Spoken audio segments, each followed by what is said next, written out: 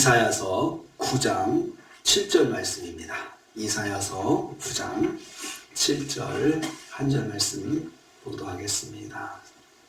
같이 봉독합니다. 그 정사와 평강의 더함이 무궁하며 또 다윗의 왕자와 그의 나라에 군림하며 그 나라를 굳게 세우고 지금 이후로 영원히 정의와 공의로 그것을 보존하실 것이라. 만군의 여호와의 열심히 이를 이루시리라. 아멘. 아멘. 오늘 말씀은 여호와께서 약속하신 것들을 반드시 이루실 것을 약속하시는 걸 내용으로 하고 있습니다. 지금까지 9장에서 말씀하신 그 약속의 말씀들이 반드시 이루실 것이다. 약속 선포하시는 것입니다. 첫째는 하나님의 통치와 하나님의 평강이 영원할 것이다 말씀합니다. 그의 정사와 그의 평강이 무궁하다. 원어는 그렇게 되어 있습니다. 그의 정사라고 하는 것은 여호와 하나님의 통치하심을 말합니다. 여호와 하나님의 통치하심, 온 세상을 여호와의 뜻대로 다스리시고 주관하신 하나님의 주권입니다. 여호와 하나님은 영원히 온 세상을 통치하시고 다스리십니다. 그러나 어제나 오늘 그리고 내일도 변함없이 하나님은 만물을 통치하시는 분이십니다. 이 사실은 변함이 없습니다. 그의 평강, 샬롬, 그의 평강은 하나님께서 베풀으시는 평강을 말합니다. 평강의 하나님께서 하나님의 백성들에게 만들어 주실 평강은 영원한 평강입니다. 끝없는 평강입니다. 무너지지 않는 평강입니다. 그러므로 하나님의 백성들은 하나님의 평강을 기대해야 됩니다. 하나님 주시는 평강을 주옵소서, 평안을 주옵소서. 우리가 평안을 기원하잖아요. 늘 기도하잖아요. 여러 가지 상황 속에서도 평안이 있도록, 평안한 삶을 유지할 수 있도록 우리가 그렇게 기도하는데요. 하나님이 주시는 평강, 영원한 평강이 있습니다. 하나님의 약속, 또 하나님의 약속은 또 하나님의 주권, 또 하나님의 샬롬은 영원히 이어집니다. 그래서 하나님은 변함없으십니다. 하나님의 통치하심은 변함이 없습니다. 시대에 따라서 하나님의 주권이 강하게 역사하다가 또 약하게 역사하다가 제한적으로 역사하다가 그러지 않고 시대가 변하더라도 하나님의 통치하심은 절대로 변하지 않습니다.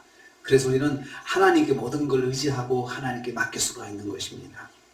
두 번째로 하나님은 다윗의 언약을 반드시 이루신다 말씀하십니다. 다윗의 왕자와 그의 나라는 이렇게 표현했습니다.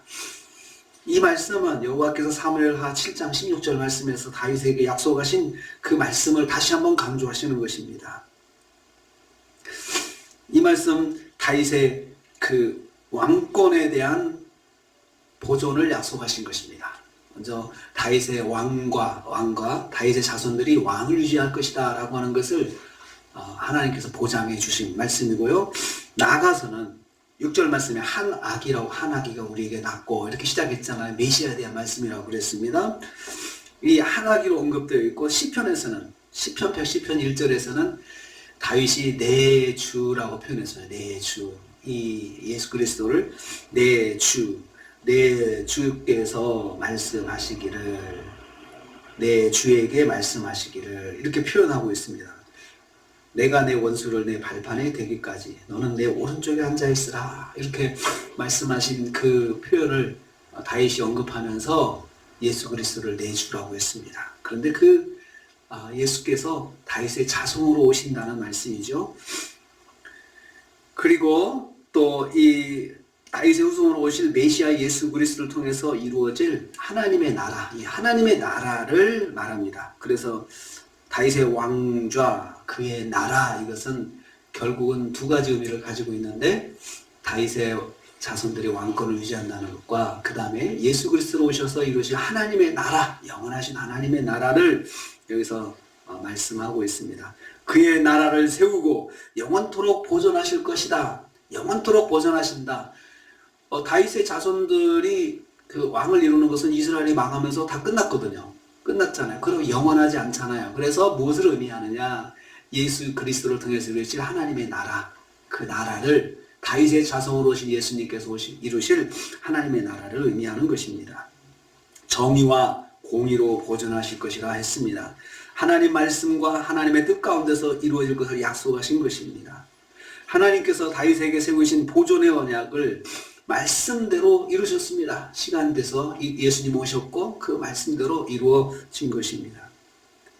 세 번째로 여호와의 열심히 일을 이루신다 했습니다. 참 중요한 표현입니다. 이 말씀 묵상하면서 참 마음에 감동이 오더라고요. 하나님께서 스스로 선포하신 언약을 어떻게 이루실 작정이신지 말씀하시는 것입니다. 여호와의 열심히 이루신다 했습니다. 여호와께서라고 하지 않고 여호와의 열심이라고 표현했습니다.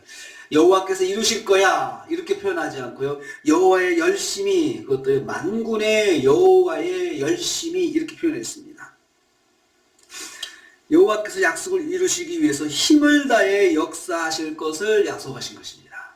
하나님도 약속하시면 그 약속을 지키시려고 아주 열심을 다해서 하나님께서 역사하신다는 것이죠. 그냥 대충 하시지 않고 아주 집중하셔가지고 그 약속의 말씀을 이루신다는 것입니다. 그분은 만군의 여호와이십니다. 왕 중의 왕, 세상의 주권자들 위해 주권자, 온 세상의 통치자이신 여호와께서 이 약속을 선포하셨고요. 그러한 하나님께서도 그냥 대충 하시지 않고 아주 열심을 가지고 하신다는 거예요.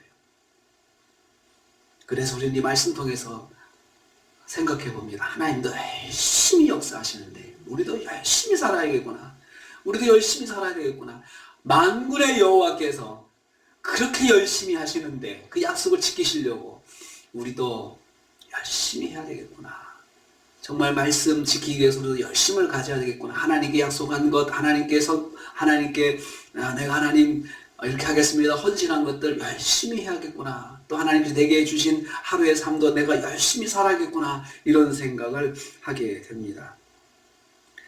하나님께서 열심을 가지고 이루실 것을 약속하신 것입니다. 하나님께서 독점적 사랑을 가지고 그 열심이 왜 어디서 옵니까? 하나님께서 우리를 사랑하시니까요. 그래서 열심이라고 하는 말은, 열심은 영어 성경에서는 그 질투라고 하는 말로도 번역이 되거든요. 히브리어의 이 말씀이. 그러니까 질투는요, 그 사랑이 깊으면은 그 질투심도 나잖아요. 그래서 하나님께서 그 열심을 가지신다. 우리를 그만큼 사랑하시고 독점적으로 사랑하셔서 우리에게 그 사랑을 표현하시는 거죠. 내가 반드시 죽어야 말 거야. 이것은 내 사랑하는 자녀가 이것은 꼭 받아야 돼. 그럴 때 여러분, 우리 또 내가 내 자녀한테 주려고 아주 다른 거 막 이렇게 다른 거 다 차단하면서 자녀에게 주려면 많이 노력하잖아요. 그런 것처럼 하나님께서 사랑하는 자녀에게 약속하신 것들을 이루시기 위해서 그렇게 아주 열심을 다해서 역사하신다는 것입니다. 매 순간 하나님께서 열심을 가지시고 역사하십니다. 하나님은 구원받은 성도들을 위해서 열심히 역사하십니다. 열심히 하십니다. 이것이 하나님의 사랑입니다. 사랑하시니까 대충 하지 않고 뭐든지 제대로 먹이려고, 제대로 주시려고 하고, 제대로 이루시려고 하시지, 누가 대충 하시지 않는다는 거죠. 우리를 사랑하시니까요. 생명을 독생자를 아끼지 않고 우리에게 주셔가지고 우리를 구원하셨잖아요. 그러니까 하나님께서는 그 생명을 다해서 구원한 우리 하나님 백성을 위해서, 하나님 구원받은 성도들을 위해서 열심히 역사하신다는 것입니다. 오늘 하루 여호와의 열심이 우리에게 있습니다. 그러므로 우리도 그 열심을 받고 우리도 열심히 하나님 위해 살아야 되겠다라는 결심을 하게 됩니다. 오늘 하루 하나님의 열심을 기억하고 우리도 하나님께 열심을 다해서 하루를 살아가시는 저와 여러분 되시기를 주님의 이름으로 축복합니다. 주님 감사합니다.